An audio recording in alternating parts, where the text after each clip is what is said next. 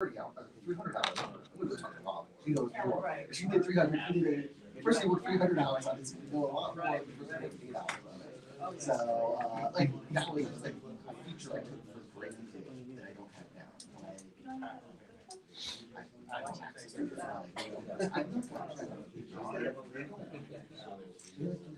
Because I could easily just go to HR and say, give me the work on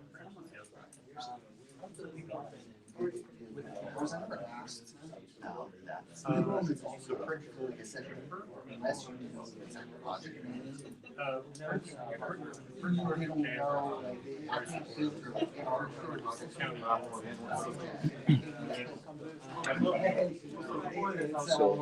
So, Giovanni's already Oh, LinkedIn. LinkedIn. Yeah. So he's gonna, you can just do that, and if I'm gonna walk over here and just talk a Okay. little bit. And then, if you need to move for some reason, we'll do that. You want to start? It's already. I think No, right now. Like, I don't see how. Oh, there's that. Okay. ¿Ya? ¿Sí? Jaime, José Montes de Oca. Hola, ¿cómo estás? Mucho gusto. Construimos networks de comunicación.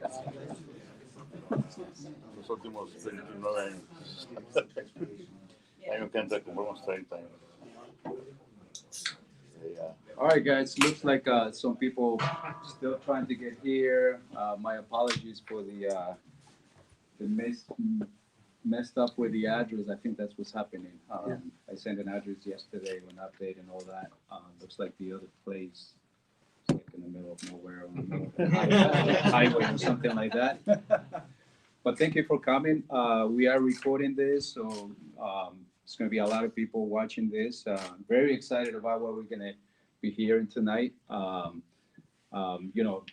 The 495 I-270 project, which is amazing with Shawn, 5G technology with Verizon, and the Maglev, which I'm excited about that too, because imagine having the fastest train in the world, and we be in the map worldwide. So this kind of thing, and Gabriel, thank you for sponsoring this event, RNG, and so we're just gonna go through the whole thing. I'd like to have Gabriel just talk a little bit about his business, what they do, and what they can offer to like this type of projects, in terms of insurance and all that. So go ahead. Sure. Thank you, Marco. Let me get the slide. The slides. That would be good. But yeah, well, RNG Insurance is a broker. We're independent agents, and we're in the market, and we were formed in 2001. It was John Rogers and Frank Goldbach who formed our company back in 2001, and in partnership with Nationwide, we opened our first office in Baltimore.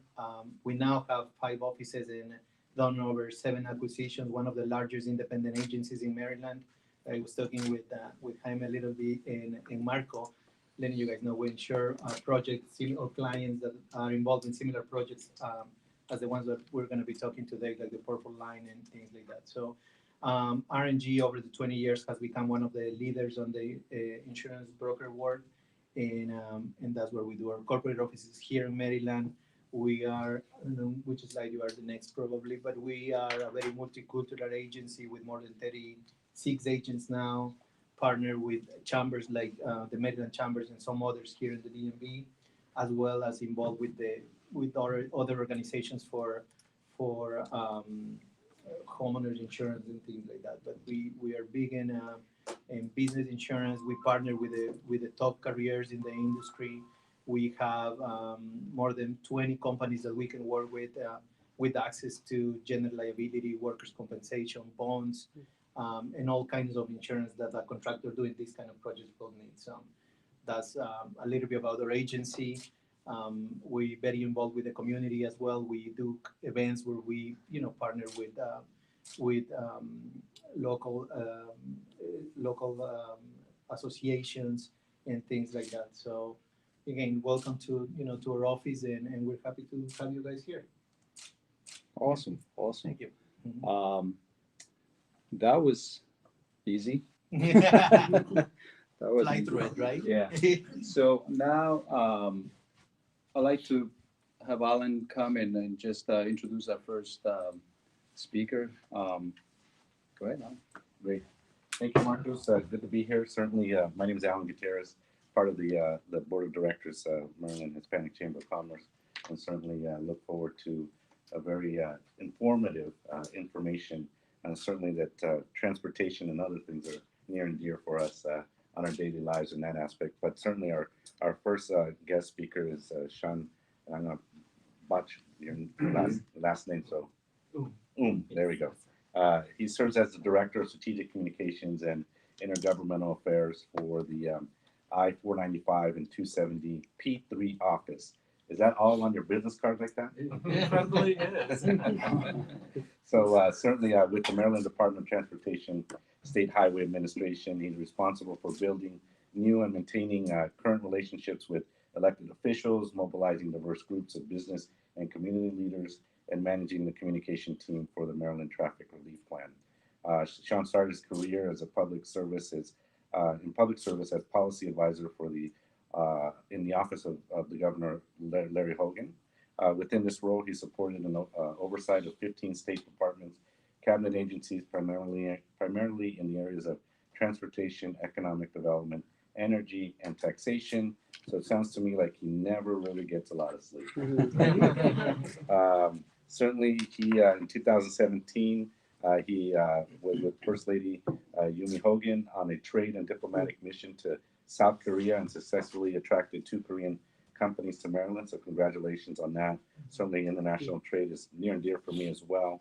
Shawn continued engagement with executives from South Korea, corporations including Hyundai Motor Company, Asiana Airlines, Korean Electric Power Corporation, and the Embassy of the Republic of Korea. So Shawn is a recipient of 2 governor's citations for state service and community service. He holds a BS degree in biological science, neurobiology, and psychology, and a BA degree in economics from the University of Maryland, College Park, and is a proud lifelong Marylander.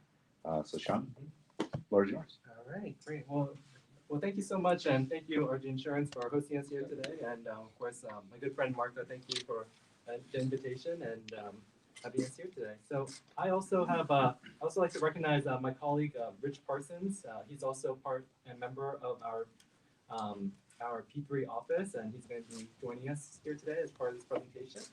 I'm going to try my best to do this presentation. I know it's right behind my head, but There you go. oh, I see it there. But again, thank you very much for joining us here today. This is a project that's certainly very important for the region. As Marco and I were joking right before this, some of us may have been stuck on 495 or 270 trying to get here, stuck in the congestion. And the Governor Larry Hogan and Transportation Transportation Secretary Greg Slater have really built this ambitious plan to relieve congestion in the National Capital Region. So on the next slide, our agenda slide here today, I know looks like there's some familiar faces, and certainly we love meeting with the Hispanic Chamber. And so there's some material that will be new here today, and just go through a crash course of our new brand, which we launched just the other month. We're calling Up Lanes Maryland, and we're going to show you a little bit about that. My colleague here, Rich, is going to talk about the environmental study that's currently underway. So as part of this by federal law, we are required to complete environmental review, formerly known as the National Environmental Policy Act. And the one that we're underway is the Managed Lanes study. So we'll talk a little bit about that. And probably most importantly, opportunities for engagement, how you can comment on what you've heard here today to our Maryland Department of Transportation, and of course, more importantly, how to get involved. And so Rich and I are going to be here available after this meeting to network and exchange business cards if you'd like, but we'll get right into it. Yeah, one of the things that I'd like to mention, because of the stage of the project right now and the NEPA efforts and all that, there's not going to be public questions, but they're happy to stay behind, before, after the presentation and talk one-on-one if you have any specific questions. Yeah. Thank you, Marco. So this is what the new American Legion Bridge I-270 traffic relief plan is. And as I mentioned, we are introducing what's known as Op Lanes Maryland. And instead of telling you what it is, pictures worth 1,000 words, and we've prepared a short little video here to That's introduce right. it. Here we go. Providing options and opportunities for travelers and local businesses is what Up Lanes Maryland is all about. It's a public-private partnership, which means the state of Maryland works together with private businesses to develop efficient and innovative ideas. It actively studies how any potential solution would relieve traffic, affect the environment, and improve safety before moving forward. It saves taxpayers money by allowing the private sector to supply financing for construction projects, including the much-needed replacement of the aging American Legion Bridge. And it creates new jobs and economic growth throughout the region, from the Virginia side of the American Legion Bridge up I-270 to Frederick, Maryland. The result? A transportation system that works better for all of us, giving parents the option of using managed lanes so they can pick up their child at daycare on time. Contractors the opportunity to take on additional service calls each workday and continue growing their business. Buses and carpools with 3 or more people free access to all lanes anytime. And bicyclists and pedestrians improve connections on area paths and trails. With Up Lanes Maryland, whenever you truly can't be stuck in traffic, you won't have to be. Learn more about how the Maryland Department of Transportation State Highway Administration is developing exciting options and opportunities for all at uplanesmd.com. That was really great. Awesome. Thank I you. feel like dancing. Yeah. So this is as the video mentioned, a P3, a public-private partnership. And certainly we're looking to the private sector, everyone here today, for really your expertise and the third P, partnership. And so we're so thankful that you guys are here today. And on the next slide, you will see what we're actually proposing here.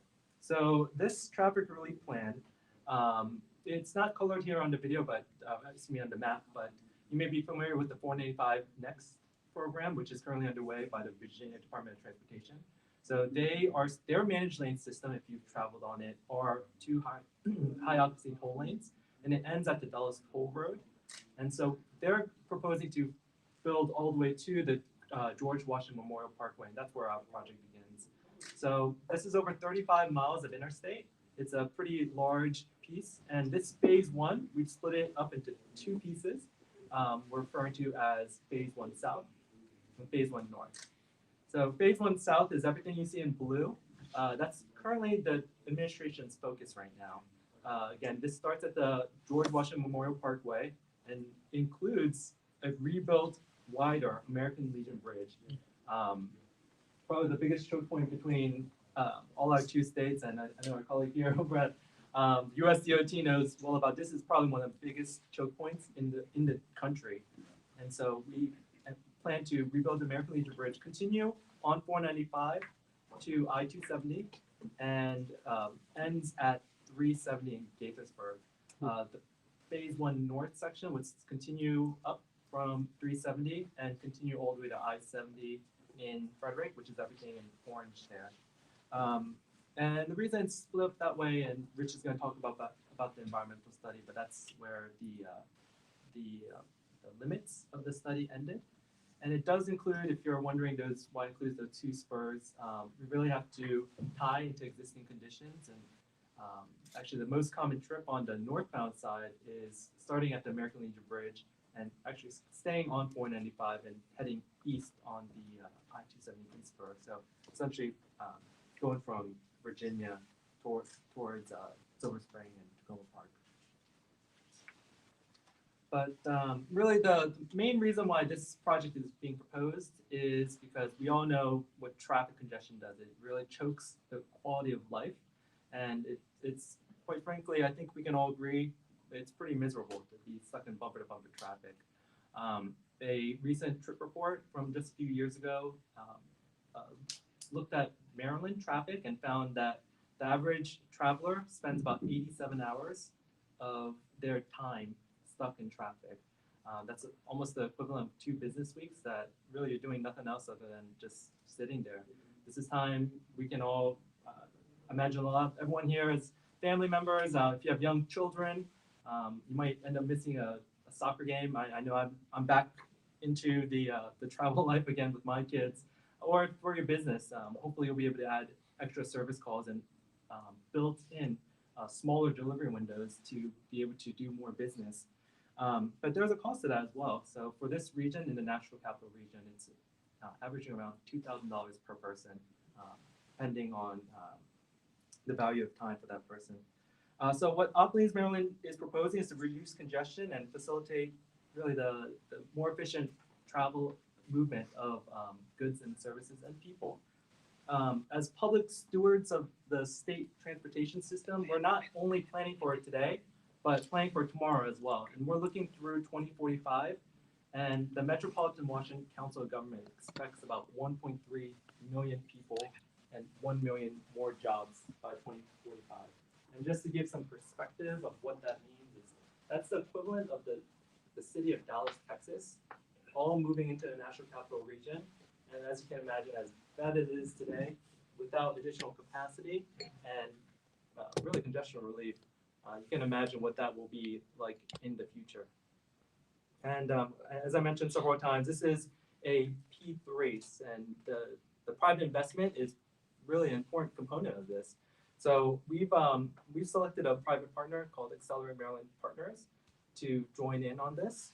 And there's going to be, for phase 1, a over $3 billion investment in this region. And a big piece of that will be coming from our local MBE and DBE community. So we're really looking for support from small, local, minority, women, veteran-owned businesses. Not only is the direct impact going to be more jobs, but on the public side, because the private sector is putting the capital investment in, we're also able to use those funds that normally would have been coming out of the Transportation Trust Fund for other projects statewide. So about $1.5 billion that would be used for really just to keep the roads in a state of good repair can now be used for other projects. On the next slide, as I mentioned, these are high occupancy toll lanes. And what this means is, so the travelers on these hot lanes, we are working to have, they would expect about 45 miles per hour travel or more on the system. And as part of this program, we are allowing transit vehicles to travel for free. So if you're WMATA or MDOT, their bus systems wouldn't be charged to ride our system. And in addition, if you've been on the Virginia system on 495, you know that if you have 3 or more passengers, you can use the EasyPass Flex transponder and you get a completely free trip. The same will be true for Maryland as well. So grab you and your family or you and a couple coworkers on the way to work. Regardless of what the toll is, it will be completely free. And probably most importantly, the general purpose lanes, so those are the free lanes. The general purpose lanes that exist today will be free tomorrow. So that's one thing we always want to make sure everyone's aware of. On the next slide, I mentioned Accelerate Maryland Partners. Unfortunately, they weren't able to, my colleague wasn't able to join us here today from Accelerate Maryland Partners, but just a quick overview of what they proposed. And this is, these are commitments that were provided, I would sort of call, I guess, beyond the lanes, beyond the managed lanes itself. And so it's an ambitious, very well thought out package that includes, you can see on that sort of first sub-bullet, $145 million development rights payment. So that's a check that goes to the state.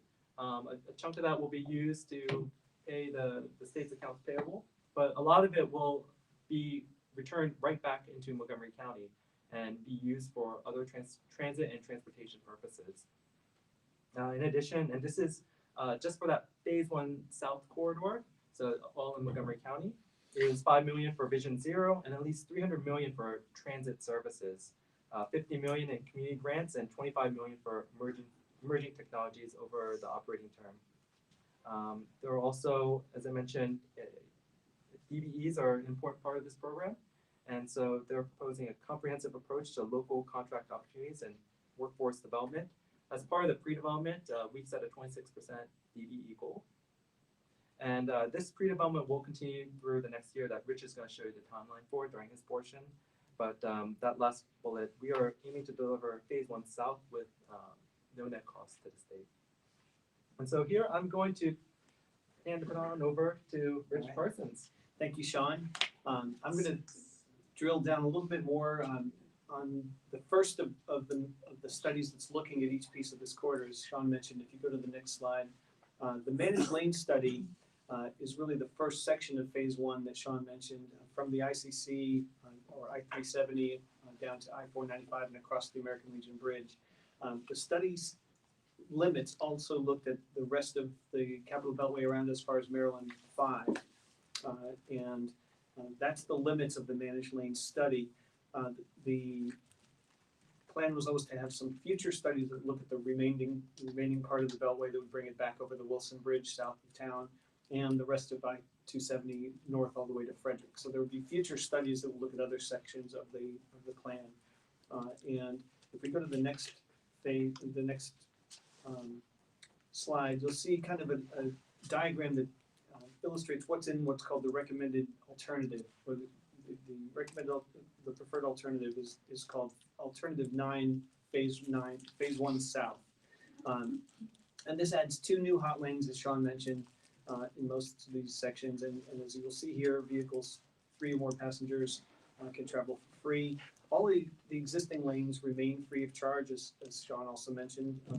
But one of the key things is that this alternative allows you to travel free in those hot lanes as well if you're 3 or more passengers. And one little thing that we found in the 495 express lanes in Virginia is once they implemented this similar type of system, they saw a 550% increase in carpooling.